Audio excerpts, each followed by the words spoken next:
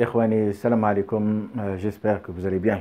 Alors, nous allons continuer, d'accord, dans cette vidéo, d'accord, avoir la deuxième partie de la vidéo numéro, la dernière vidéo, en tout cas, je ne me rappelle plus quel numéro, 145 ou 146. De toute façon, c'est la deuxième partie. Alors, on a vu lors de la première partie comment est-ce qu'on peut, c'est-à-dire tracer un schéma hydraulique en partant du réservoir. Et on a vu un peu les étapes à suivre, d'accord, pour déterminer le schéma hydraulique, d'accord. Donc, nous allons voir, c'est-à-dire dans la deuxième partie, c'est-à-dire la lecture de ce schéma hydraulique. Alors, bien sûr, comme j'ai toujours expliqué, donc on part du réservoir. Bon, je n'ai pas placé, normalement, comme j'ai dit la dernière fois, nous avons toujours une crépine, d'accord, à l'aspiration de la pompe. Donc cette crépine, donc, elle dégage pratiquement les particules assez gros, d'accord. Donc du réservoir, nous avons la pompe. Et la pompe, bien sûr, elle est entraînée, d'accord, par un moteur électrique ou thermique. Alors, qui dit moteur, automatiquement dit vitesse de rotation, N, d'accord. Donc, moteur électrique ou moteur thermique, automatiquement, nous avons une vitesse de rotation. Et nous avons également une puissance utile, d'accord, à la sortie du moteur, d'accord. Également, quand on dit pompe, ça veut dire que nous avons une cylindrée, donc la pompe, elle est caractérisée par sa cylindrée, automatiquement. Et cette cylindrée va nous donner un débit, d'accord, volumétrique. Et cette pompe également, donc, elle est caractérisée par une puissance hydraulique. D'accord? Donc ça, ce sont des paramètres, c'est-à-dire à dégager directement de la lecture du schéma. Donc, pompe veut dire cylindrée. Cylindrée veut dire puissance, c'est-à-dire veut dire un débit volumétrique quelconque. La pompe, elle a une puissance hydraulique. Elle est entraînée par un moteur électrique. Ça veut dire qu'il a une vitesse de rotation donnée. Il a une puissance utile, d'accord, nécessaire pour entraîner cette pompe. Et bien sûr, ici, automatiquement, c'est très important, on a toujours un rendement, d'accord, un rendement global, d'accord, qui est dégagé entre le moteur et la pompe. Alors, si je continue, d'accord, j'ai ici un limiteur de pression. Donc, la première des choses que je dois me dire, ce limiteur de pression, il est taré à combien? D'accord?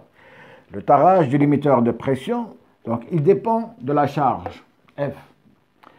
Il dépend, c'est-à-dire, si j'ai une charge F qui est constante, c'est toujours la même charge, mon limiteur de pression doit être taré à une pression légèrement supérieure à la charge, à la pression qui va pousser cette charge. Si j'ai une charge qui est variable, donc je cherche la charge la plus importante, la maximale des charges, et à partir de cette maximale de charge, je vais tarer mon limiteur de pression. Donc vous allez trouver toujours, c'est-à-dire une pression de tarage du limiteur. Je prends un exemple, vous avez par exemple une pression de 50 bars, c'est la pression maxi, d'accord, de travail de ma pompe. C'est-à-dire, à partir de 50 bars et au-delà, le limiteur de pression, il va s'ouvrir, d'accord, il va faire revenir l'huile à mon réservoir. C'est une protection du circuit de puissance. Alors, je continue, donc je pars au distributeur. Donc le distributeur, comme on a toujours dit, j'essaie de voir, une fois j'arrive au distributeur, je regarde combien j'ai de tiroirs, je regarde combien j'ai d'orifices, je regarde la commande du distributeur qui est importante, d'accord. Cette commande, comme on a dit, elle peut être électrique, c'est électrique, donc je regarde, c'est-à-dire la tension de la bobine qui va exciter, c'est-à-dire le distributeur, c'est-à-dire je regarde l'alimentation électrique de ma bobine, je regarde, c'est-à-dire qu'est-ce que j'ai comme disposition, si j'ai un vérin double effet automatiquement, donc je vais avoir, c'est-à-dire au niveau des tiroirs, c'est-à-dire un va-et-vient, c'est-à-dire une entrée et une sortie de part et d'autre, que ce soit je vais sortir la tige ou je vais faire entrer la tige, et je regarde également le centre de mon tiroir, de mon distributeur, pardon. Ce centre, il est important. Pourquoi? Parce qu'il me permet de voir, c'est-à-dire récepteur à l'arrêt, hein, l'huile, où c'est qu'elle va se dégager. D'accord, hein? Par exemple, ici, j'ai un centre qui est ouvert avec un départ fermé. Ça veut dire que mon huile, d'accord, il va pouvoir s'acheminer directement vers le réservoir si toutefois je n'ai aucune excitation de mon distributeur. Qu'est-ce que j'ai également? J'ai un filtre. Hein? Ce filtre, comme on a dit, donc il est toujours sur le retour, hein, de l'huile. Hein? Ce filtre, normalement, il va, c'est-à-dire, quand je dis filtre, donc je regarde, c'est-à-dire la maille de mon filtre, donc il a une maille qui est en micron, d'accord? Donc c'est la référence de mon filtre. Ce filtre, il a un clapet anti-retour, c'est-à-dire en cas de colmatage du filtre, l'huile va pouvoir circuler à travers de mon clapet. Alors je continue, je regarde un peu le circuit. Qu'est-ce que j'ai? Donc j'ai ici un limiteur de débit. Un limiteur de débit. D'accord? Pardon. Je crois que je n'ai plus de stylo rouge. On va continuer avec ça. J'ai un limiteur de débit. D'accord? Alors qui dit limiteur de débit, automatiquement, quand vous allez entendre parler de limiteur de débit, vous allez faire la relation avec vitesse. Débit égale vitesse. D'accord? Donc, limiteur de débit, ça veut dire réglage vitesse. Hein, c'est automatique. Si j'ai un limiteur de débit à l'entrée de mon vérin, ça veut dire que je vais réduire, hein, le débit volumétrique de ma pompe qui se trouve ici. Je vais le réduire, je vais le régler à partir de ce limiteur de débit. Comme ça, je vais agir sur la vitesse de mon vérin. Je vais l'augmenter ou bien je vais réduire la vitesse de mon vérin. Et si j'ai un limiteur de débit, automatiquement, je dois avoir marqué ici un certain débit. Donc ici, j'ai QV, c'est-à-dire le débit volumétrique QV1. Ici, je vais avoir QV2, un autre débit qui va être QV2, qui doit être inférieur à QV1. D'accord? C'est le débit de réglage de mon limiteur de débit. Donc je dois avoir ici une valeur, d'accord, marquée, hein, qui m'indique que j'ai une réduction de débit. Et par conséquent, j'ai une réduction de vitesse. C'est bon. Ici, donc, quand j'arrive au vérin, donc je regarde également le vérin. Est-ce que c'est un vérin simple effet ou bien un vérin double effet? D'accord? Donc, le vérin, normalement, simple effet, comme on a toujours, comme on a vu dans une vidéo, c'est un vérin, d'accord? C'est-à-dire, il a une seule orifice d'entrée et le retour, il se fait par ressort, c'est-à-dire rappel par ressort. D'accord? Donc ça, c'est le vérin simple effet. Hein? Une seule entrée, d'accord? Et le retour se fait, d'accord, par ressort, hein, ou un autre organe. Le vérin double effet, donc vous avez une orifice ici et une orifice, donc deux orifices. Donc, vérin double effet, ça veut dire que l'huile va partir d'un côté et va sortir de l'autre côté. Hein? Donc deux orifices. Un vérin simple effet, un orifice. Hein? Il y a d'autres vérins, donc on fera peut-être, dans une vidéo, on fera peut-être une leçon sur les différents types de vérins et le choix des vérins, mais sachez toujours qu'un vérin double effet, donc il a une entrée et une sortie. Le vérin simple effet, il a une seule entrée et le retour, il se fait par ressort. Donc le rappel de la tige, il se fait par ressort. Et bien sûr, je regarde aussi, hein, la charge, d'accord, qui est au bout de la tige de mon vérin. Est-ce que, hein, mon vérin, c'est-à-dire il va devoir pousser cette charge ou tout simplement faire revenir cette charge. D'accord? Donc ça, c'est une lecture approximative de mon schéma. Donc qu'est-ce qu'il y a à dégager? C'est-à-dire toujours de mon schéma. Les points que vous allez pouvoir, c'est-à-dire déterminer, hein, c'est-à-dire du circuit hydraulique et qui sont importants, d'accord, à savoir et à déterminer. Donc automatiquement, je vais avoir une charge ici F. Hein? Donc cette charge, normalement, je la connais. Hein? Donc cette charge, je vais supposer que j'ai une charge, par exemple, de 500 kg. Par exemple, 500 kg. Je dois pousser, hein, une charge de 500 kg. D'accord? Et puis j'ai acheté une pompe. Hein, la pompe, normalement, la cylindrée de la pompe, elle est toujours donnée par le constructeur. Hein. Vous achetez une pompe, donc vous allez demander une certaine cylindrée. Donc j'ai une cylindrée, par exemple, de 30 cm3 par tour. C'est un exemple. Et j'ai une vitesse de rotation de mon moteur N, d'accord, qui est égale à 1415 tours par minute. Voilà ce que j'ai comme données. D'accord? Ces données, normalement, ils sont connus. J'ai une motopompe, donc j'ai un moteur qui tourne à une certaine vitesse. J'ai une pompe qui a une certaine cylindrée. J'ai une force, d'accord, une charge que je dois pousser ou tirer de 500 kg. Donc, à partir de là, les choses que je peux, c'est-à-dire déterminer, je peux déterminer le débit volumétrique.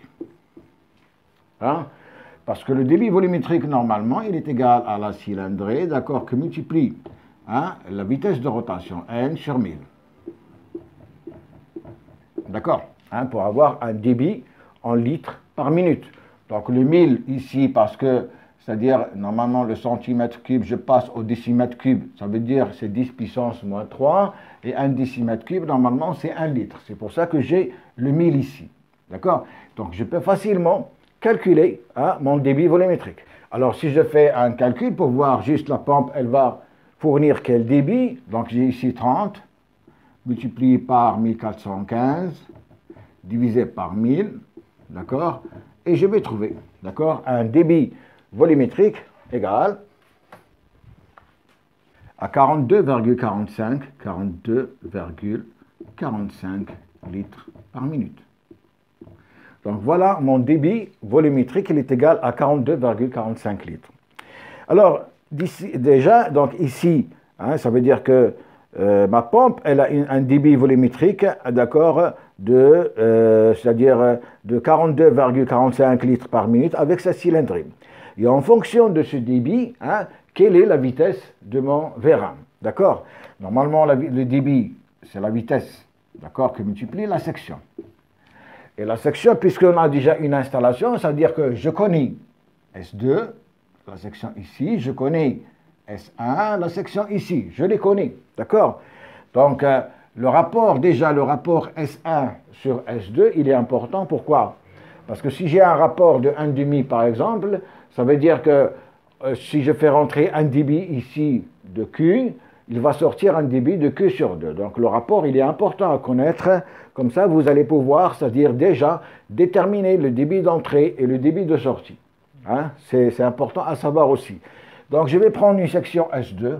S2, par exemple, égale à 200 cm². D'accord? S1 égale à 100 cm², c'est-à-dire que j'ai un rapport de 1,5, c'est-à-dire 2 fois la section, donc 1 sur 2. D'accord? Alors, je vais calculer ma vitesse. Donc, la vitesse, normalement, elle est égale au débit, d'accord, sur la section. Donc, la section, je vais prendre, bien sûr, la grande section, puisque je suis en train de regarder, c'est-à-dire la vitesse de sortie de mon vérin. Il va être égal à, c'est-à-dire le débit, il est égal à 42, d'accord, 45 litres par minute. Donc, je vais passer en mètres cubes par seconde, d'accord, c'est très important. Donc, pour avoir les mètres cubes, donc litres mètres cubes, je vais multiplier par 10 puissance moins 3, d'accord, et je vais diviser par, pour passer des minutes aux secondes, c'est-à-dire je vais diviser par 60, d'accord, pour avoir les secondes, minutes par seconde, d'accord, donc je divise par 60, et puis ici, multiplié par 1 sur, donc la section elle est de 200 cm², c'est-à-dire je vais mettre ça en mètres carrés, ça va être égal à 210 puissance moins 4, si on veut, 2 10 puissance moins 2. 2 10 puissance moins 2. D'accord? Donc, je vais voir qu'est-ce que ça va donner. Donc, 10 puissance moins 2 et 10 puissance moins 3, ça veut dire, je vais simplifier ici, je vais avoir 10 puissance moins 1 ici, d'accord? Et je vais voir, donc ça va être égal à 42, c'est-à-dire 4,24 divisé par 120, égal à 0,035 mètres par seconde. Donc voilà ma vitesse, elle est égale à 0,035 mètres par seconde.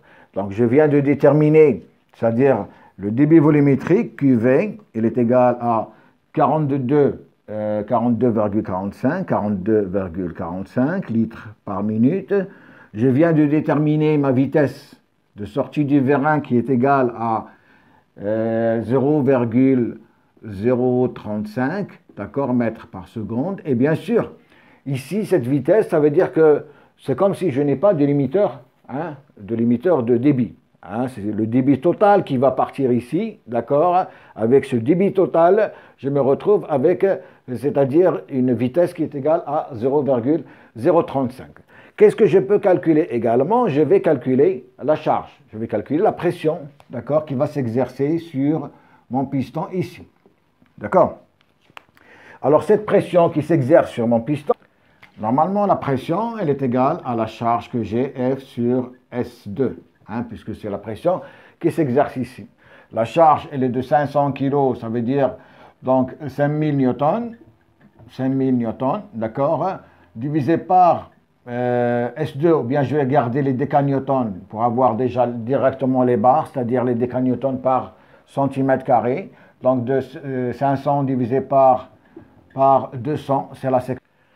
Donc ici, je remarque, bon, c'est 2 barres, donc vu le volume, c'est-à-dire la section de mon vérin qui est importante. Donc ici, la charge elle est trop faible, donc je vais passer à une charge plus importante pour avoir des calculs un peu plus cohérents, d'accord? Donc je vais prendre 50 000 décanewtons directement. Je vais prendre 50 000 décanewtons, ou si vous voulez 50 000 kilos, d'accord? Donc 50 000 hein, décanewtons divisé par 200, hein, je vais avoir, c'est-à-dire une pression qui est égale à 250 bars. 250 bars, voilà, d'accord? La pression d'entrée, d'accord, ici, 250 bars. Donc si j'ai une pression d'entrée de 250 bars, ça veut dire que mon limiteur de pression, il doit être taré à une pression légèrement supérieure à 250 bars. Donc je vais le tarer par exemple à 260 bars. C'est un exemple, hein, à 260 bars, par exemple. Hein. Je suppose que je peux avoir une charge légèrement supérieure à F. Donc voilà, je viens de déterminer, c'est-à-dire la pression à l'entrée de mon vérin, je viens de déterminer le débit volumétrique et je viens de déterminer c'est-à-dire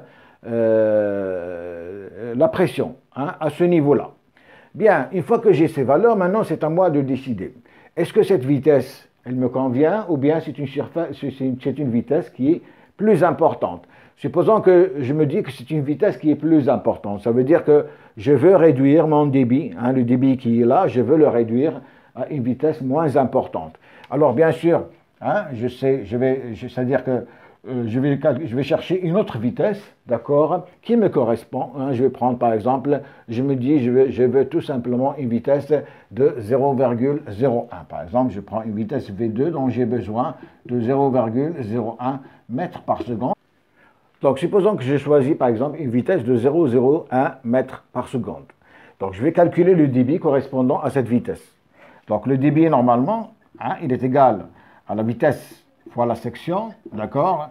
Donc, il est égal à la vitesse qui est en mètres par seconde, donc 0,01, que multiplie la section, normalement, qui est en centimètres carré, je vais la mettre en mètres carrés, donc multiplie de 100, 10 puissance moins 4 mètres carrés, d'accord? Pour avoir un débit en mètres cubes par seconde, d'accord? Alors, qu'est-ce que je vais trouver? Donc, déjà ici, donc 10 puissance moins 2, 10 puissance 2, ça fait 2. Donc, je vais avoir un débit qui est égal à 2, 10 puissance moins 4 mètres cubes par seconde.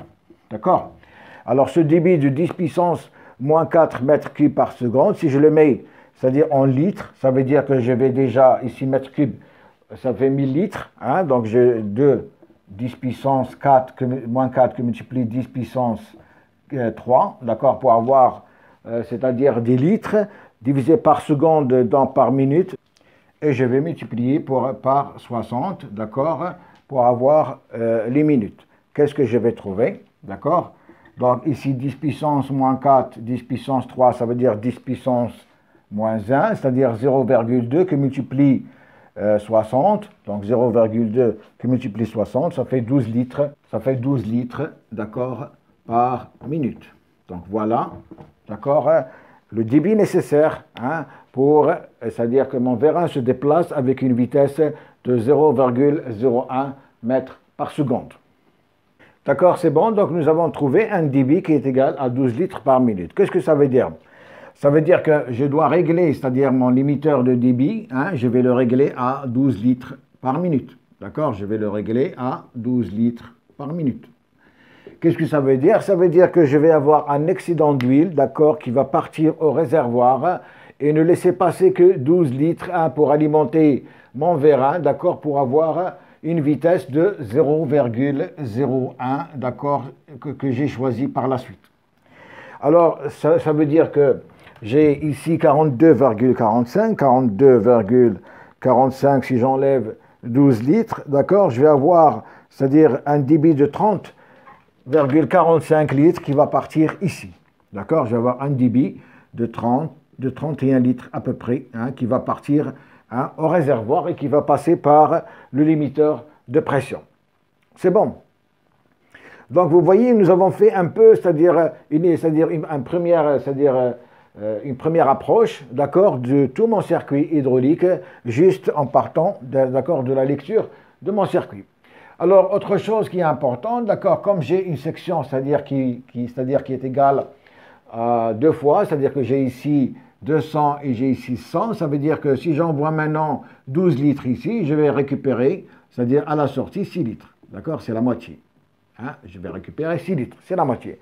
Pourquoi? Parce que tout simplement, comme c'est la même vitesse que j'ai ici, j'ai V1 qui est égal à Q1 S1, V1 également qui est égal à Q2 S2, comme V1, c'est la même chose, pardon, comme V1 égale à V2, cela veut dire que Q1 S1 est égal à Q2 S2, d'accord? Et donc j'ai Q1 que je fais rentrer, c'est-à-dire 12 litres par minute, ça veut dire que Q2 à la sortie qui va être égal à Q1 S1 sur S2, d'accord? Alors Q2 va être égal, Q1 normalement comme j'ai dit, je fais rentrer 12 litres, d'accord? S1 c'est 1 cm² divisé par 100 cm², divisé par 200 cm², je vais me retrouver avec 6 litres par minute. D'accord? Donc voilà, c'était une première approche, d'accord, de lecture du circuit, hein, qui m'a donné certaines données, certains paramètres qui sont importants à savoir et qui vont me servir par la suite, d'accord, c'est-à-dire déterminer les différentes pressions hein, de mon circuit. Autre chose qui est importante, c'est qu'il ne faut pas oublier les pertes de charge. Hein. Les pertes de charge, nous avons les pertes de charge au niveau de la conduite, d'accord, à connaître. Nous avons les pertes de charge au niveau de mon distributeur qui sont données par le constructeur. Nous avons des pertes de charge du filtre, d'accord, de mon filtre, hein, qui est bon à savoir. Donc toutes ces pertes de charge, d'accord, vont intervenir lors de la détermination hein, des pressions hein, de mon circuit. Donc les pressions et les débits, on les a déjà vus lors d'une ancienne vidéo. Voilà, j'espère que ça va vous servir.